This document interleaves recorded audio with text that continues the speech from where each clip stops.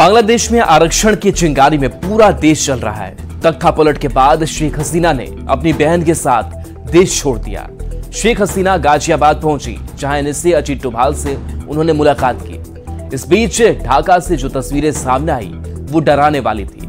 प्रदर्शनकारी उग्र हो गए। प्रदर्शनकारी प्रधानमंत्री आवास में घुस गए। उन्होंने हसीना के देश छोड़े जाने पर जश्न मनाया और बंगबंधु शेख मुजीबुर रहमान की मूर्ति भी तोड़ दी। दूसरी ओर पड़ोसी देश में चल रहे हलचल पर केंद्र सरकार की पैनी नजर है। प्रधानमंत्री नरेंद्र मोदी ने केंद्रीय मंत्रिमंडल सुरक्षा समिति की बैठक की, जिसमें केंद्रीय गृह मंत्री अमित शाह, विदेश मंत्री एस जयशंकर, एनएसए अजीत डोभाल, वित्त मंत्री सीतारमन और रक्षा मंत्री राजनाथ सिंह भी मौजूद रहे। तो देखिए, बांग्लादेश में तख्ता पलट हुआ है और तख्ता पलट के बाद से जो तस्वीरें सामने आई है वो तस्वीर बता रही है किस तरीके से ये भयावहता वहां पर नजर आ रही है। शेख हसीना के देश छोड़े जाने के बाद से वहां जश्न मनाया जा रहा है। और दूसरी तस्वीर आपको दिखा रहे हैं, देखिए कैसे मूर्तियां जो है वो तोड़ी गई है। इसके साथ साथ पीएम आवास पर सीसीएस की बैठक भी हुई, यानी कि पड़ोसी देश में क्या हो रहा है, क्या चल रहा है, उस पर लगातार केंद्र सरकार की भी नजर टिकी हुई है। पटना में आरजेडी की अति पिछड़ा प्रकोष्ठ की बैठक हुई। अति पिछड़ा प्रकोष्ठ के प्रदेश अध्यक्ष रविंद्र सहनी की अध्यक्षता में हुई इस बैठक में प्रदेश अध्यक्ष जगदानंद सिंह सहित तमाम जिलों के अध्यक्ष मौजूद रहे। आरजेडी ने आरोप लगाया कि देश में पिछड़े और गरीबों की हकमारी हो रही है। एक कमजोर वर्ग और उनके मिले हुए थोड़े बहुत अधिकार भी थे, उस पर भी हमला किया जा रहा है। राष्ट्रीय जनता दल जो अपने कमजोर साथियों को लेकर के इस देश में जो उनके हक को मारा गया है उनको हक दिलाने का प्रयास कर रहा है और हम लोग इसके लिए सफल होंगे। सीतामढ़ी के सुरसंड के कोरियाही गांव में राज्यपाल और डिप्टी सीएम ने बीजेपी के पूर्व राष्ट्रीय उपाध्यक्ष प्रभात झा को श्रद्धांजलि दी।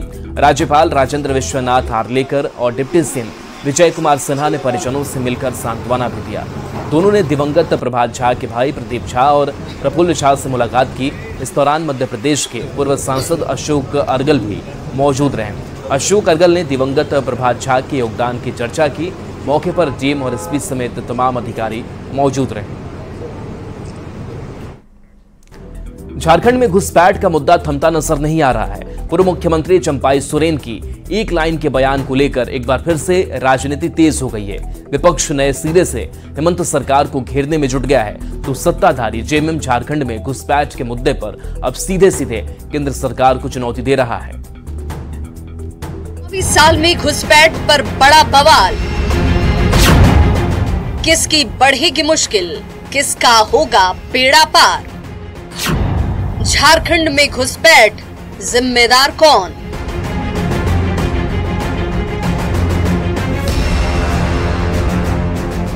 2024 झारखंड में विधानसभा चुनाव का साल है और चुनावी साल में राजनीति भी कई सीमाओं को तोड़ती है।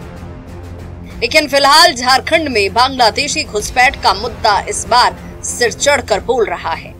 पूर्व मुख्यमंत्री चंपाई सोरेन के ताजा बयान ने सत्ताधारी दलों की मुश्किलों को बढ़ा दिया है। बांग्लादेशी घुसपैठ के मुद्दे पर चंपाई सोरेन ने कहा कि अगर बात आई है तो उसे देखना चाहिए, जिस पर नेता प्रतिपक्ष अमर बावरी ने सीधे सीधे मुख्यमंत्री हेमंत सोरेन को घेरने की कोशिश की। सोचना भी तो चाहिए, यदि कहीं से बात उठ रहा है तो सही या गलत और थोड़ा समझ लेंगे, उसके बाद हम भी उस विषय पर बोलने शुरू कर देंगे। मुख्यमंत्री चंपाई सोरेन जी ने जो अपना व्यथा व्यक्त किया है उसको ध्यान में रख करके भी कम से कम हेमंत सोरेन जी को इस विषय पर संज्ञान लेना चाहिए और थोड़ा भी गंभीरता दिखाना चाहिए। चंपाई सोरेन जी ने ठीक ही कहा है कि भाई इतनी बातें जब हो रही है, उच्च न्यायालय ने जब कहा है तो निश्चित रूप से इसमें कोई ना कोई बात होगा और सरकार को इसे वोट बैंक और तुष्टिकरण की राजनीति के चश्मे से ना देखते हुए आदिवासी अस्मिता के विषय को मानते हुए देखना चाहिए। दरअसल चंपाई सोरेन के इस बयान को अमर बावरी ने ही सोशल मीडिया पर पोस्ट किया, जिसे लेकर जेएमएम ने बीजेपी के चरित्र पर सवाल उठा दिए। पलटवार में विनोद पांडे ने कहा कि अगर झारखंड में घुसपैठ है तो केंद्र सरकार इसकी जिम्मेदारी ले और केंद्रीय गृह मंत्री को बर्खास्त करे। झारखंड में झारखंड की जनता बहुत ही समझदार है, बहुत संवेदनशील है, इनके बहकावे में नहीं आने वाली है, इनके माने जो दुष्प्रचार है उसका कोई असर यहाँ नहीं होने वाला है। और अगर घुसपैठ है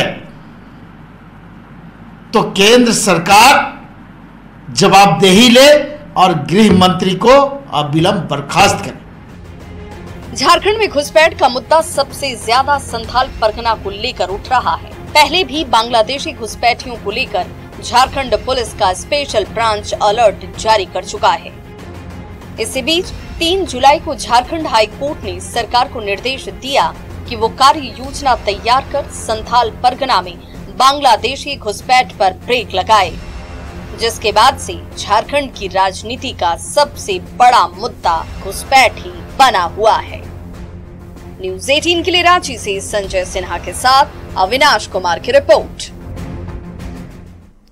और चलिए न्यूज़ 18 बिहार झारखंड पर खबरें आपके लिए लगातार जारी हैं।